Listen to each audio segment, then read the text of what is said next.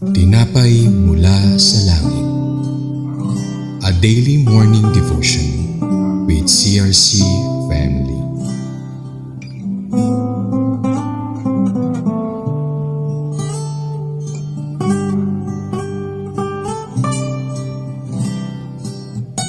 Isang mapagpalang umaga po mga kapatid. Ako po si Sister Danica Ponce ng CRC Summerfield Daughter Church Cavite. Ngayon umaga pong ito ay samahan niyo po ako sa ating programang Tinapay Mula sa Langit, our daily devotion with CRC family. So bago po tayo magpatuloy, tayo po muna ay manalangin. Thank you Lord for this morning, for giving us a new opportunity na makapakinig ng iyong salita sa paninimula ng aming araw. May your anointing power be upon to each every one of us na makakarinig, makakatanggap at magninilay ng iyong salita. In Jesus' name, Amen. So, ngayong umagang po ito ay pagninilayan natin ng isang maikling talata mula sa Deuteronomy chapter 25 verse 4. Sabi po sa Ingles ay, "You must not muzzle an ox to keep it from eating as it treads out the grain." Sa Tagalog, huwag mong bubusalan ang baka habang ito'y gumigiit ng trigo. Ito po ay may pamagat na the command to not muzzle the ox. Sa unang tingin, tila ito ay isang simpleng utos tungkol sa mga hayop, ngunit may mas malalim itong kahulugan na may kaugnayan sa ating buhay bilang mga mananampalataya. Noong panahon po kasi sa Bible, ang baka ay ginagamit sa paggigiik ng trigo. Ito po yung proseso ng paghihiwalay ng butil, ng palay o iba pang pananim mula sa ipa o tangkay nito. Iniikutan ng baka ang mga butil upang mahiwalay ang bunga mula sa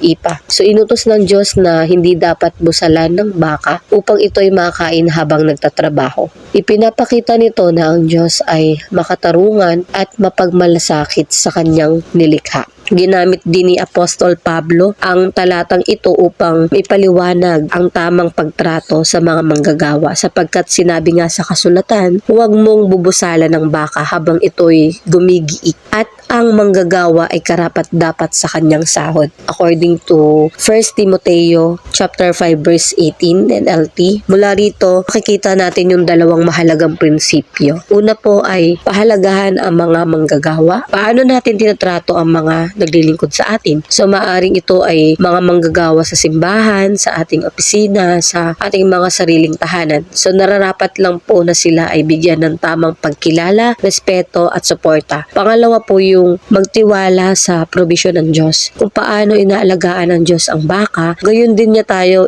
iniingatan. Hindi natin kailangan mangamba sa kakulangan sapagkat siya ang ating tunay na tagapagbigay. Ang batas ng Diyos ay laging nakaugat sa kanyang pag-ibig at katarungan. Kung ang isang baka ay hindi dapat ipagkait sa pagkain habang nagtatrabaho, gaano pa kaya yung mga taong nagpapagal, di ba? Sa ating pang-araw-araw na buhay, tinutugunan natin ang pangangailangan ng mga nagtatrabaho para sa atin. At tayo ba mismo yung ay nagtitiwala sa Diyos na hindi niya tayo pababayaan? So, ang simpleng utos na ito ng ating Panginoon ay hindi lang tungkol sa hayop, kundi isang malalim na paalala ng Diyos tungkol sa katarungan, pagbibigay at pagtitiwala. Kung ang baka nga ay hindi dapat busalan, gaano pa kaya yung mga tao nagpapagod para sa iba? Naway maging bukas palad tayo sa pagbibigay ng nararapat sa kanila at patuloy nating ipagkatiwala ang ating pangangailangan sa Diyos. Sa ating pong pagtatapos, tayo po ay muling manalangin. Aming Diyos na makapangyarihan sa lahat, salamat sa iyong salita na nagtuturo sa amin ng katarungan at pag-ibig. Turuan mo kaming pahalaga ng taong naglilingkod sa amin at maging bukas palad sa kanila. Palakasin mo rin ang aming pananampalataya upang magtiwala sa iyong probisyon sa lahat ng aming mga ginagawa. Sa iyo namin tinataas ang aming buhay, maging ang araw na ito, Panginoon, sa pangalan ni Jesus. Amen.